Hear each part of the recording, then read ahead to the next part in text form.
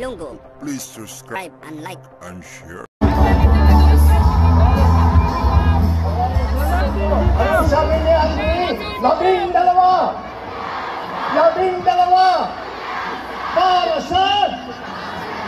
Para sa magandang hapon po sa inyong lahat. Good afternoon po, Bicol. Maraming salamat sa inyong lahat. At kayo'y nakarating dito sa aming konting rally para ipakilala po at magpakilala ang aming mga kandidato para sa Senado sa darating na halalan na darating sa Mayo.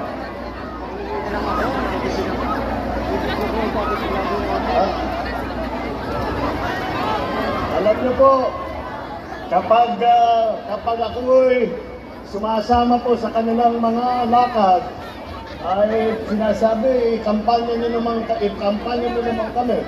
Alam niyo po, napakadali para sa akin upang iharap sa inyo ang ating mga kandidato para sa Senado. Bakit po? Dahil po, tingnan naman ninyo ang naka-line up ng alyansa para sa Senado. Kung isa-isahin po natin, bawat isa, narinig niyo po silang magsalita. Narinig niyo po sila na kung ano ang kanilang nagawa. Narinig niyo po kung ano ang kanilang mga pinaplano kapag sila ay naluklok sa mataas na office ng Senate. Yan po kaya naman.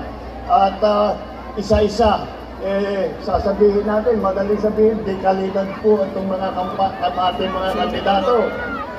Pag pinagsama mo, halos ito na yung dream team. Kung tatawagin para sa politika, ito na yung dream team para sa Senado. Kaya po, nais namin muli na iharap sa inyo ang ating mga kandidato ng alyansa. Kung pupunahin po ninyo, ang kadalasan, kapag may kampanya, lahat po ng mga kandidato, isa lang ang suot na kulay. Kung titignan niyo po kami, ay iba-iba po ang aming suot. Dahil po, iba-iba po ang pinanggalingan namin ng mga political party. Kaya po natawag po kami na alyansa. Dahil po, kahit na lahat po tayo ay may sariling pananaw sa mga sitwasyon sa ating minamahal na Pilipinas. Lahat sa atin ay may sariling pananaw kung ano ang mga solusyon para sa Pilipinas. Ngunit tayong lahat, bawat Pilipinong nagmamahal sa kanyang kapwa Pilipino, pare-parehong iniisip. Kailangan nating tulungan at pagandahin ang buhay ng bawat Pilipino. Kailangan natin pagandahin ang Pilipinas. Kaya naman po, nagkaroon po tayo ng alyansa na nanggaling po sa iba't ibang mga political party. Dahil sa kanilang pag-iisip, sa kanilang hangarin, ay makabuti, makatulong, at kahit na sino ang tutulong na magpakapit bisig po sa amin, ay sinasama po namin para isama po natin sa pagtulong sa pagpapaganda ng buhay ninyo, para sa pagbibigay ng trabaho, para sa pagpapaganda ng inyong pag-alaga sa inyong kalusugan. Pinag-exercise pa kayo ni Senator Pia. Tignan nyo, hanggang sa rally pa lang, meron na siyang nagawa na health para sa inyong lahat. Ito po ang ating, kaya po ay madali pong masabi na kami po ay ang tunay na alyansa na nagsama upang pagandahin, upang tumulong, upang magserbisyo sa taong bayan. Tingnan po natin kung ano yung ating mga kandidato. 8 po sa kanila ay nanggaling na po sa Senado. Nandiyan po si Senator Cayetano, Senator Lacson, Senator Lapid, Senator Marcos, Senator Pacquiao, Senator Revilla, Senator Tolentino, at Senator Soto. Ulit si Senator Soto rin, ay lahat po sila na matagal nang naging legislator, at marami na silang nagawang pagpapatulong, magsusulat ng magagandang batas. Bukod pa ron, si Senator Soto ay naging Senate President pa. ay masasabi ko dahil sarili kong karanasan, dahil po nung senador ako, siya po yung Senate President namin. At alam na alam ko kung paano siya magpatakbo. Kahit po nagtatalo kaming mga senador. Alam niyo naman kami, mahilig kami magdebate. Si Senate President namin talagang nahahanapan niya ng paraan na mag-agree po lahat. Kaya po pag sila ay nabalik na sa Senado, alam na po nila ang gagawin nila. Alam na po nila ang trabaho. Alam na po nila ang mga problema na kailangan bigyan ng solusyon. At alam nila kung paano patakbuhin, paano gamitin ang pamahalaan upang magdala ng serbisyo sa taong bayan.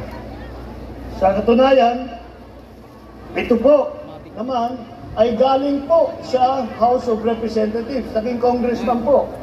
Andiyan po, Congressman Abalos, Congressman Binay, Congressman Marcos, Congressman Cayetano, Congressman Pacquiao, Congressman Tulfo, Congressman Villar. Yan po mga record nila. Nakita niya po, very experienced po. At alam po nila kung paano ang mga pasikot-sikot sa gobyerno. Alam po nila kung paano ang paandarin na mabuti ang ating pamahalaan dahil hindi lamang sa mababang kapulungan kundi pati na sa House of the Senate ay may experience silang lahat. Kaya po, pagka sila ay naupo muli, ay may pabayaan na, ipapaubaya na po natin sa kanila. Ako po, sa palagay ko, ako na ang pinakamapalad na Pangulo kung sila ay mahalal lahat. Dahil kung yan ang mga kasamahan ko, napakarami po nating magagawa. Napakarami po kayong mararamdaman ng benepisyo na nanggaling sa national government.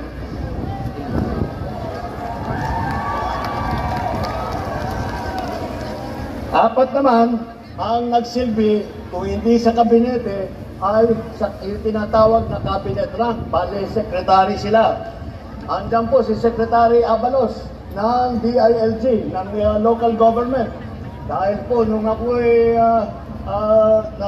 umupo at iniisip ko, sino ba ang maganda siguro, nakakaunawa sa mga issue ng local government, may balita ako na meron daw magaling na mayor dati sa Mandaluyong na maraming natanggap na premyo. Kaya sinabi ko, ayan, marunong yan, nakakaintindi. Kaya DILG Secretary noon, si Secretary Ben-Hur Abalos.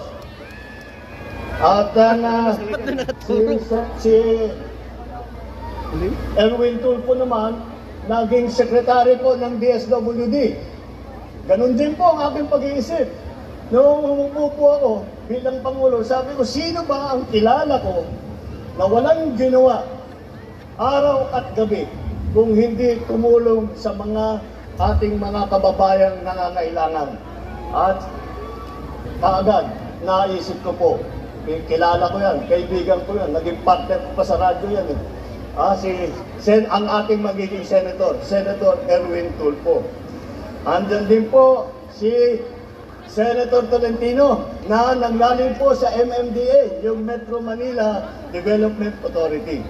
Napakahirap po na trabaho yan dahil po, isipin ninyo, lahat ng mga lungsod ng Metro Manila ay kailangan pagkaisahin upang magsama-sama upang magtulungan na pagandahin para pa maayos ang mga problema ng traffic, mga problema ng tubig, yung problema ng kuryente, lahat po yan ay siya po ang namahala niya. At ngunit kahit ang ahensya niya ay Metro Manila Development Authority, ay masasabi ko po dahil ko pagkatapos po ng pagdaan ng Yolanda doon sa Leyte at sa Samar at saka sa Leyte at saka sa Visayas, nandun po ako. At panay ang hingin po namin ng tulong sa national government. At mabagal po ang response. Ngunit, ang una pong dumating na ahensya, hindi po namin nakalain. Ang unang dumating na ahensya sa Tacloban, sa Leyte, hanggang sa lahat ng Samar na tumulong na may dala na heavy equipment para mahanap po namin yung mga survivor po, para malinis po namin ang aming lugar. Ang unang dumating po ay ang MMDA na hindi lang po Metro Manila ang sinisilbihan, siya po, nandun po, nagkita po kami ni Senator Tolentino doon sa Tacloban at nakatulong siya ng napakalaki. Si Senator Lacson naman, yun din, siya ay naging Presidential Assistant for the Rehabilitation and Recovery ng Yolanda Rehabilitation, si Senator Ping Lacson. Siya po, pagkatapos ng pagdaan ng bagyo, lahat po ng mga tulong na hinihingi namin na ibinigay ng iba't ibang ahensya ay dyan po nang galing. Dyan po nang galing sa rehab yung ating Presidential Assistance for Rehabilitation for Yolanda. Ito si Senator Ping Lacson, nagpatay sila, ang nagplano, nagpatayo ng bahay, nagdala ng mga relief goods, nagdala ng lahat ng pangangailangan, nagbigay ng trabaho para sa mga nasiraan ng kanilang hanapbuhay. Yan po ang ating naging rehabilitation czar ng Yolanda. Ngunit bukod pa po dyan, si Senator Lacson po, siguro naman maalala ninyo, Senator Lacson po ay naging hepe ng PNP, chief ng buong PNP ng buong Pilipinas. At pinagmamalaki po niya, ang unang pagpasok na sa pagka-chief PNP, ang una daw ganang ginawa ay sinukat daw niya yung mga tiyan, yung mga pulis, at siniguro niya na walang matatabang pulis para madaling makahabol ng mga magnanakaw. Ayan po. At nung panahon po na chief PNP siya, yung approval rating ng pulis ay napakataas po. Hanggang ngayon po, hindi na napantayan yung approval rating na nakuha ni Chief PNP na ating butihing Senator Lacson. Kaya tingnan mo naman, alam po nila diba? ang trabaho from every level, mula po sa House of Representatives, mula po sa lokal, mula po sa hanggang po sa Senado. Alam nila ang gobyerno ay kung paano patakbuhin, at nakikita po natin sa naging performance po nila sa nakaraan. Kita-kita naman po natin, sila ay nandyan upang tumulong. Hindi sila tumatakbo sa Senado upang manggulo. Nandyan po sila, at nakikita mo po sa record nila na wala silang ikinawa sa buong buhay nilang lahat kung hindi tumulong po sa tao. Tatlo naman po sa kanila, nabanggit ko, local government. Tatlo po sa kanila ay naging gobernador ng mga iba't ibang probinsya. Ang nauna po ay yung ate ko, si Governor Aimee, naging gobernador po dun sa amin, sa Ilocos Norte. At marami pong yumaman po mga Ilocano nung dumating po si Gov. Aimee. At gumanda ang Ilocos Norte. At nakita po natin ang effect ng magaling na gobernador. Isa pang magaling na gobernador, Governor Lito Lapid ng Pampanga. Ako, maraming fans si paring Lito.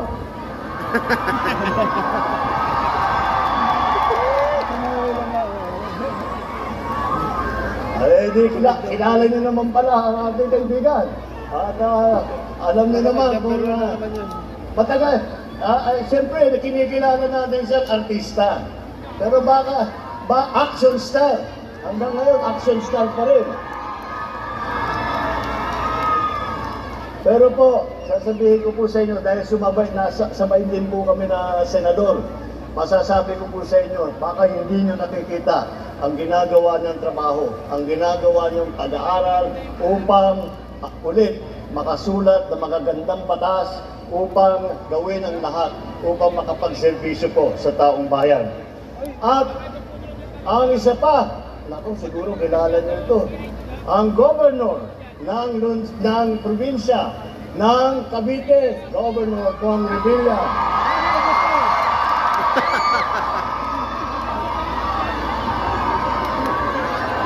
Pahiling-hiling na lang si Bibim.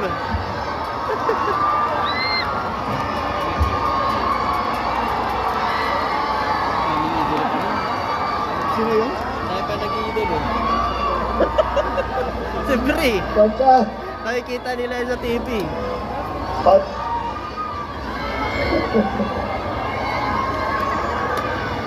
Pagka naririnig ko kayo, naiisip ko, mali yata ang pinasukan ko trabaho, dapat nag-showbiz na ako.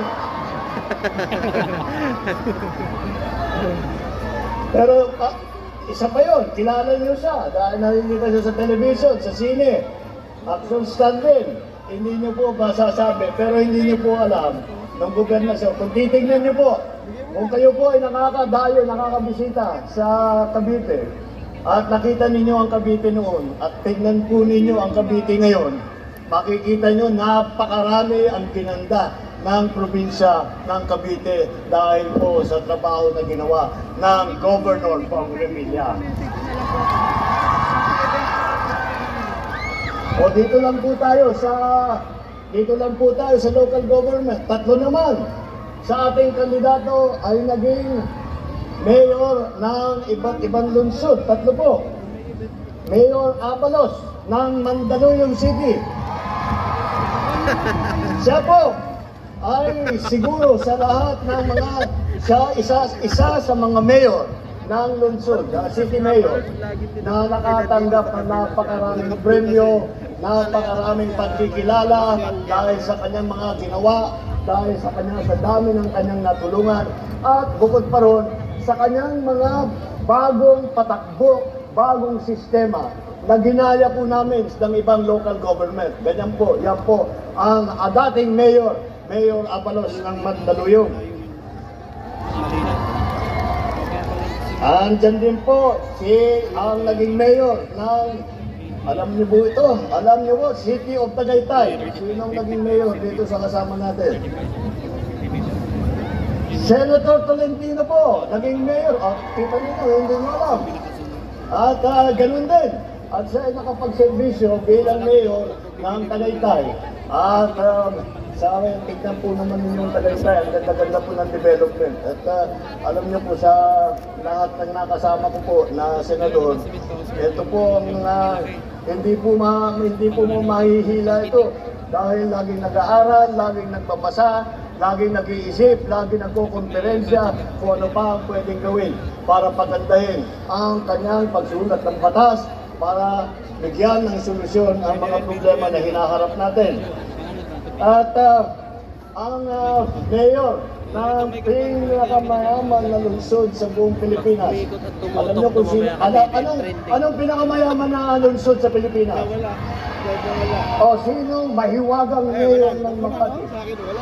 O, kita mo.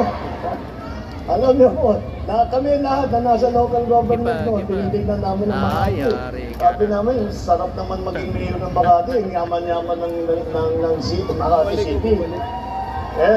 Ngunit, hindi po, ginamit po niya yung yaman na yun para ulit tulungan ng tao. Ang dami po sa Makati, halos lahat na ng servisyo, lahat ng benepisyo, libre na.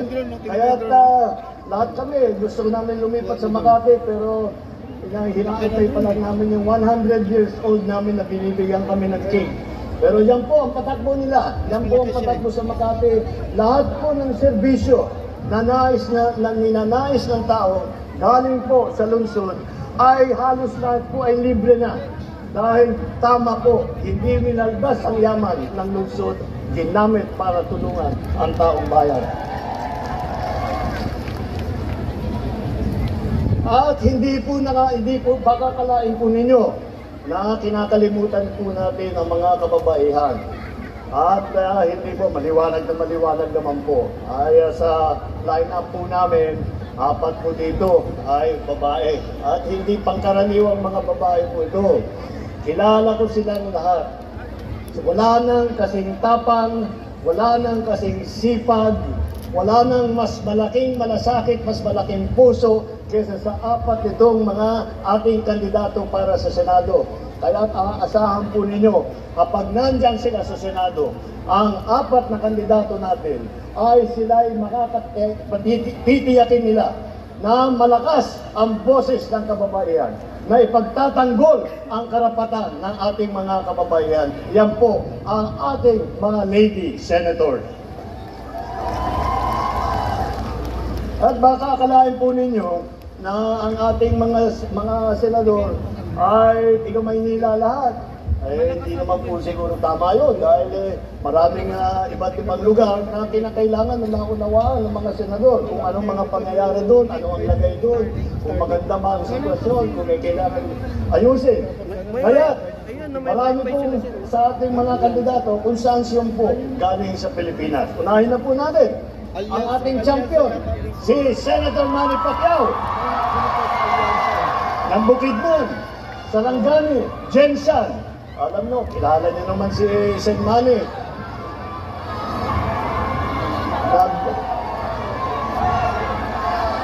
Ayos.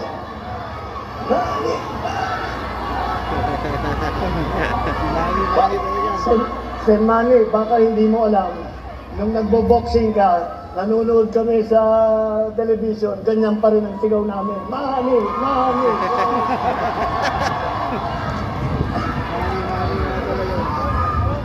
Si Erwin Tulfo naman ay Dabawenyo dahil doon sa po lumaki at sa Davao at sa Sulu kung saan po na destino ang kanyang ama na naging bayani ng ating bansa. Yan po, ang si Erwin Tulfo po. At palagay ko na hindi nyo na naabutan ito. Ngunit hindi nyo siguro alam ito. Ang unang Senator Soto ay galing po sa Cebu.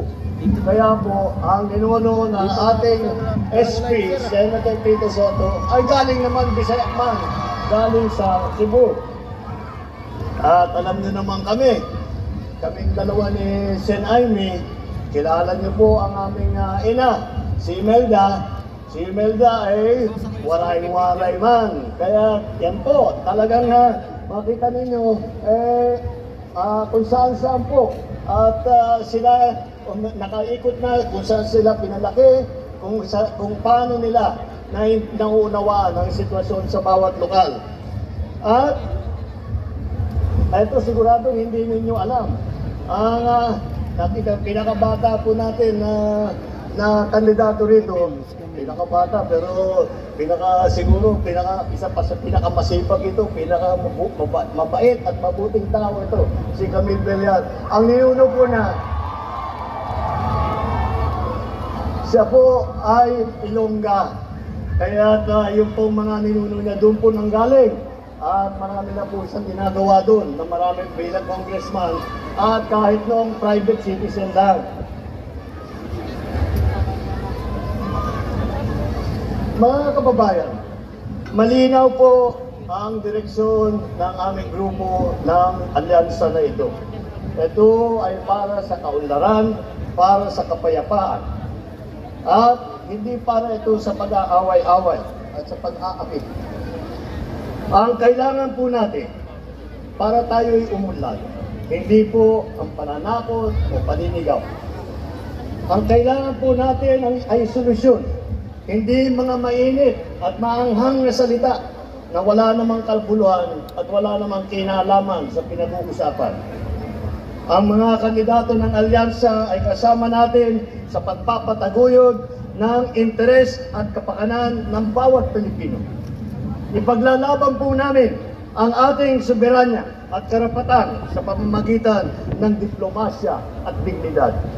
Hindi po natin isusuko ni isang pulgada ng ating teritoryo at hindi tayo kailangan sumunod sa kahit na sino pang dayuhan. Tayo po ay may ganap na karapatan at dapat makinabang sa yaman sa ating sariling bayan. Sa laban kontra sa krimen at droga, hindi natin kailangan dumaan sa madugong solusyon. Wala kaming paniniwala na ang solusyon sa krimen at sa droga ay ang pumatay ng libo-libong Pilipino. Mga tamang paraan para tiyakin ang kapayapaan at kaayusan, ayon ay ang sa pamamagitan ng mga buong pusong suporta sa ating mga kapulisan at sa ating mga local government. Pagdating naman po sa ekonomiya, sa trabaho, hindi po natin kailangan umasa sa mga iligal na operasyon, kagaya po ng Pogo na naging pugad ng krimen at karahasan. Ang solusyon po ay tunay na trabaho, kabuhayan, suporta sa maliliit na mga gawa, sa maliliit na mga ating mga magsasaka at mangingisda. Magkaisa po tayo, kagaya po ng aming pagkakaisa. Magkaisa po tayo. At tayo'y magsama-sama muli. At tayo'y magsama-sama upang maabot natin ang ating pangarap, ang ating pinapanaginip ng magandang bagong Pilipinas. Yan po ang hangarin ng alyansa. Yan po ang hangarin ng aming pagsasama. Kaya po kami nagsama upang palaguin, pagandahin ang serbisyo ng gobyerno. Kaya po, pagdating po sa Mayo, at kayo ay pupunta na at boboto, huwag na kayong magdalawang isip. Tignan nyo po yung alyansa, 12-0 po, i-shade nyo na kagad. Para sa alyansa, mabuhay ang alyansa para sa bagong Pilipinas. Mabuhay ang Bicol! Maraming salamat po sa inyong lahat.